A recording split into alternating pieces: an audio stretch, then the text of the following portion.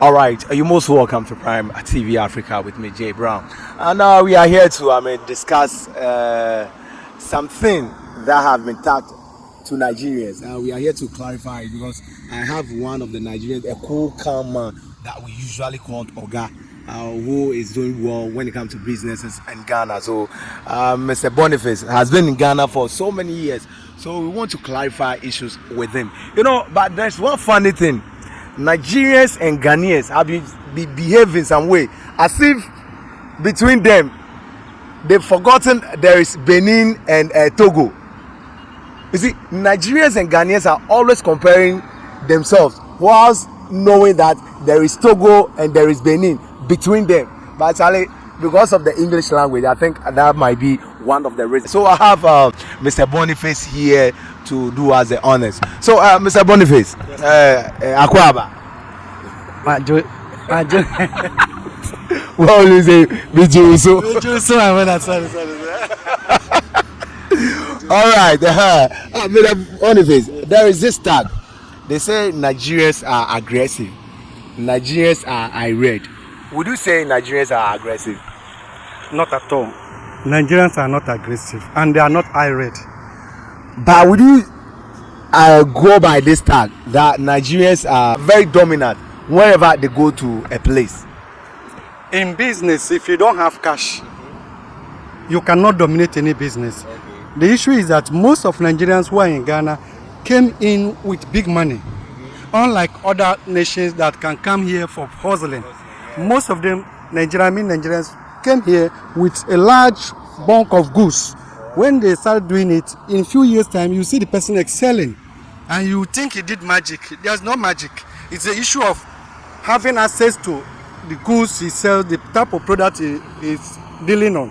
He has access in Nigeria. Maybe a relative or a friend is importing it. So bringing it here, it's easy for him. He can compete in any market. And within a short time, you see him excelling. So it's not a magic. Yeah, but in this case, why is it that when you go to any territory, you try to take over that territory? Let's talk about business. Let's talk about music. Let's talk about movie. Whenever you set your foot somewhere or you want to do something, you just take over everything. Why is it so? Please, I beg to differ. It is not true. It is not true. Like, why is it also? Nigeria don't take over. It is not true. You can say they do well, but if you say they take over, it's not true. So you see, even in our industry, when it comes to our music industry, we are complaining the dominance of Nigeria song. When it comes to, movie, we are complaining about the dominance of Nigerian music. When you go to Kenya, when you go to South Africa, when you go to, a lot of places, they are complaining. Well, what you're saying is true. That Nigerians dominate in every area. They do well. That one I understand. They do well. You see, when you talk of movies, you can notice that majority of I can say 90% of those actors are from one part of Nigeria, which is the East, otherwise known as Biafrans. The Igbos. Yeah, the Igbos. You can hardly see anybody from the north as a Fulani man acting Nigerian movie. So now you ask a question, why is it like that? You can see that since after the civil war in Nigeria, the Igbos have found themselves in a very difficult situation because they are not allowed to work in government institutions. So they have no option than to create things for themselves. They create miracles. Other tribes wait for God to create miracles for them, but Igbos create miracles for their own selves. You see? So for this reason, someone can say they are too, how do I say this? They are rushing or dominant. No, it is because that is the only way they have to make it. Other tribes, they have no option. So when they enter business, they do it fully, concentrate, because they don't have chance to work in government. When you talk of federal government work in Nigeria, no Igbo man can be found. It's always the north and the west. The easterners are excluded, simply because they were defeated during the civil war, that of 1967 to 70. But people might say you guys don't like going to school. Is it true? Because I know a lot of people. I've had a friend from, the Lagos side, which is the Yorubas. They say always they are in school. That's why you can find them in government institutions. You can find them in the banks and all that. Is it true? It is not true. Then what can true? Right now, when you want to make research, you confirm that out of the people, the number of Africans that graduated in Harvard University last season, Igbos has the largest number. Any university in the world, when you talk of the Nigerians who pass out of there, the greater number are Igbos. As for the North, they don't go to school. We can compete with Yorubas, but right now, Igbos has taken over in schooling. That one is the fact. Why is it that you guys, you are just into business? You don't want to work in the government institutions and other things. It is not that Igbos don't want to work there.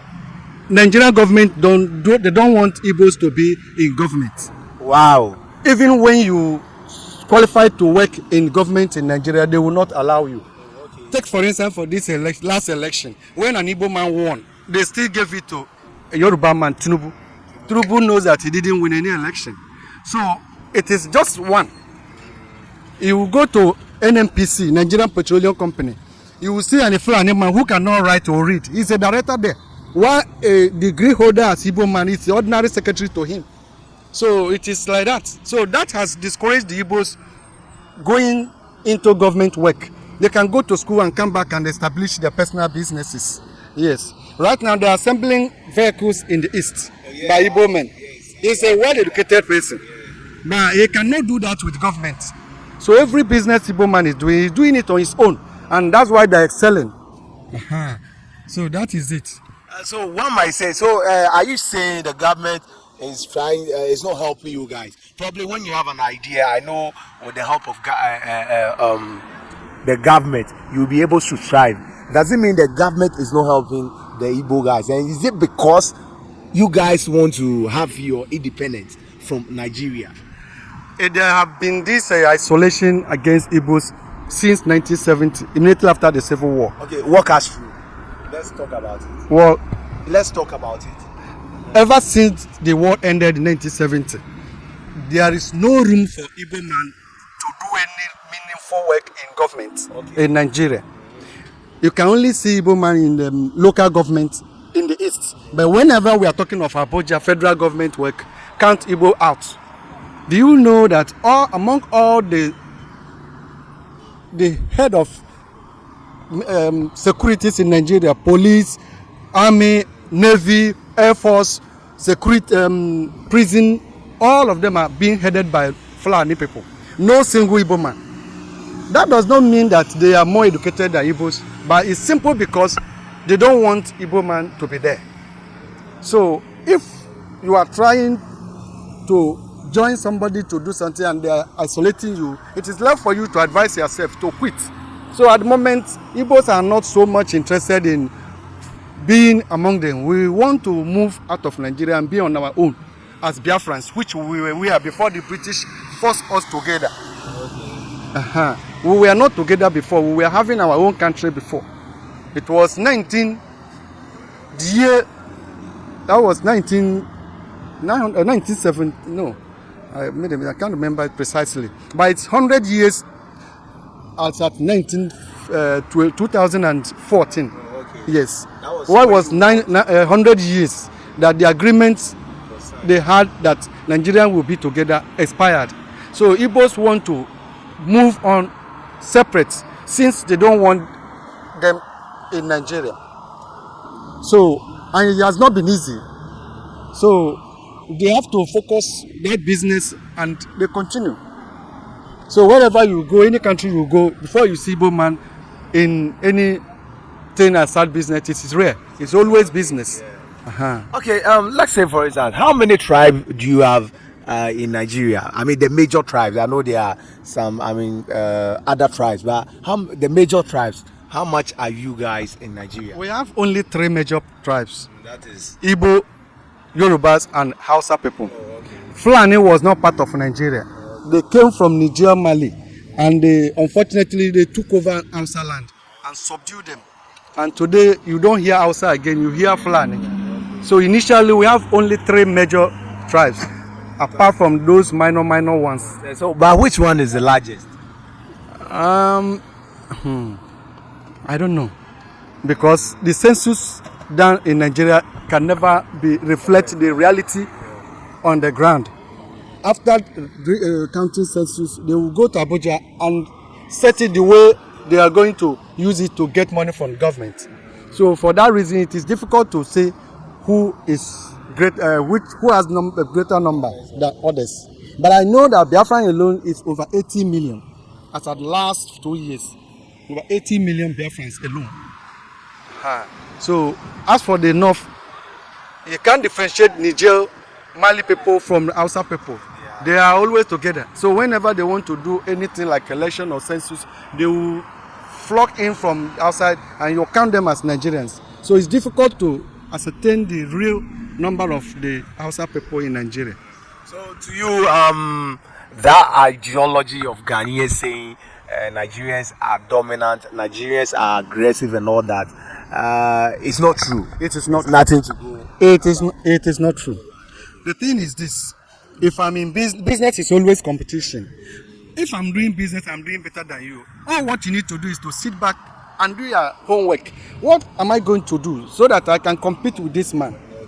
One thing I've noticed that the profit margin between Nigerian people and Ghanaians is the problem. When a Nigerian man brings in any goods, let's say he bought it 10 cedi, the cost price, let's take it, cost price is 10 cedi, he's ready to sell it 11 cedi. Unlike a Ghanaian who get the same item 10 cedi and want to sell it 20 cedi. So when people are not patronize it, the person will say the market is very bad. But the Nigerian man, because he has reduced the price, he will sell more. And they will say, oh, he's high-red. It's not anything, there's nothing like high-red. It's the issue of knowing what you can do to sell your product fast. So that is the only difference. Otherwise, there's no difference between a Nigerian man business and a Ghanaian businessman. They are the same. And let's say, for instance, when you come to business, Igbos are doing very well when it comes to that aspect of life. One might ask, when you go in for the goods, probably it's 10 cedis and the profit margin is just 1 cedi, you sell it for just 1 cedi, so the profit margin is just small. Is it a deliberate attempt on your part to outweigh and sell more than your competitors? Not at all. In fact, having done business for a very long time, in fact, we have come to realize that it is not the profit you make in one item that make you rich, but the quantity you are able to sell within a space of time. Let's take, for instance, I bring in 40-footer container of goods, and it takes me just 2 weeks to sell it, and I get even 2 cedi per each of the item.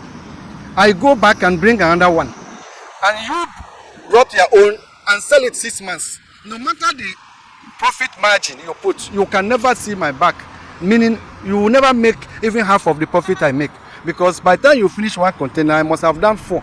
I must have finished selling 4 containers. And there's no how I will not cross you with profit margin. So, it is not to knock somebody out of business, no. But people also say you guys use juju in selling. How true is this? It is only a layman who believes that juju can help you to sell.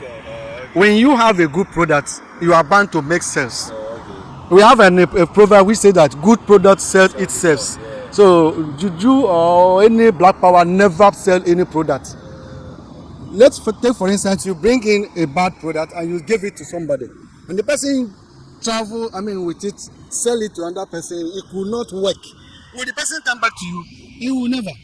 But it's only when the product you sell is genuine, the person bought it, enjoy it, that he can come back to you again. Nigerians know how to select products that the society needs. They have ranges of the products they sell. If you are a poor man, you come to Nigerian man, he will know what you can afford and give to you.